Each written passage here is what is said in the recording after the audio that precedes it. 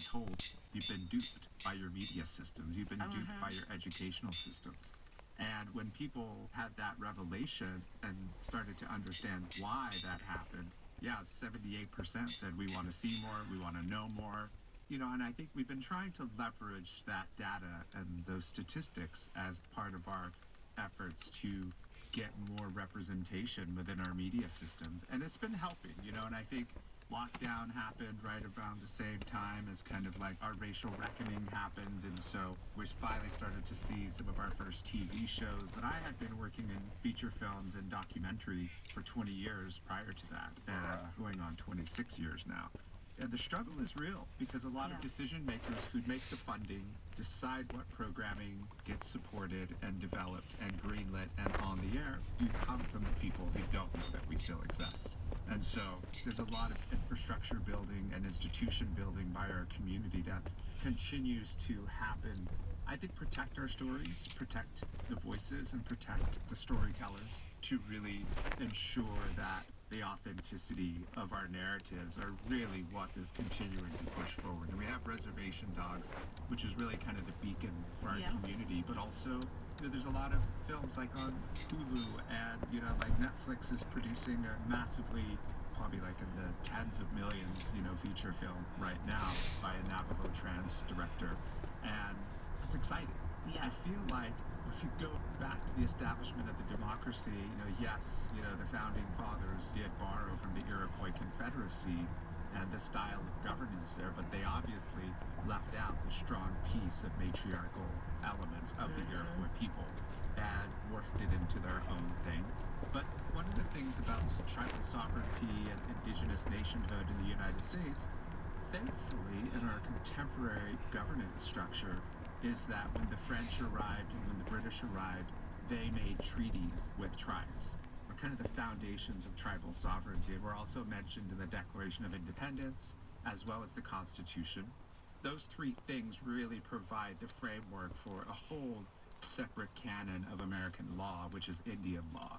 Which when we look at governance and decision-making at the congressional level and at our Senate, and even with judges across the country, they're still a part of that percent who don't know anything, even about our own indigenous nationhood. So popular culture really is one of the things that I think has such a huge impact on governmental decisions. And so that's why when I graduated from public policy school with my master's degree, could have gone into public service, but I kind of just ended up on this path, with media and storytelling. And I have to say, it's been really quite helpful in the larger struggle. Yeah, it's been magnificent. Danielle? I would just love to add something there about the really important body of Indian law that so many people don't know anything about. I've been fortunate to be working in the civic education space in recent years and designing curriculum for grade 8s, working along civics curricula. And one of the things that's been most exciting has been to integrate Indian treaties alongside the Constitution to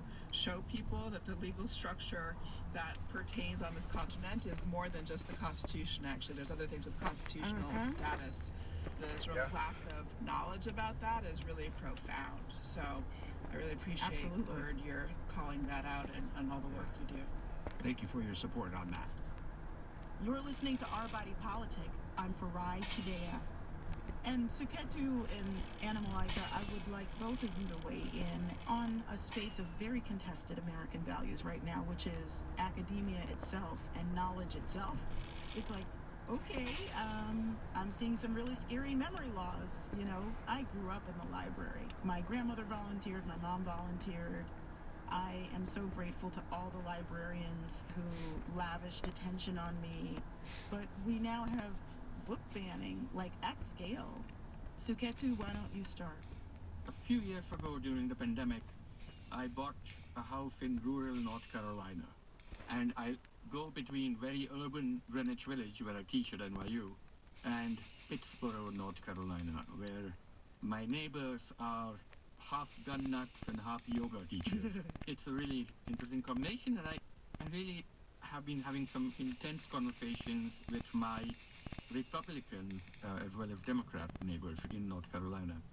And North Carolina is doing really well right now because its future is in tech and academia. I live within a half-hour drive of Duke, the University of North Carolina at Chapel Hill, and NC State. And because of this, the state, and particularly the Triangle area, is experiencing some of the highest growth rates and housing values in the nation. And it's not including some of my neighbors Yes. in the rural area that I live in.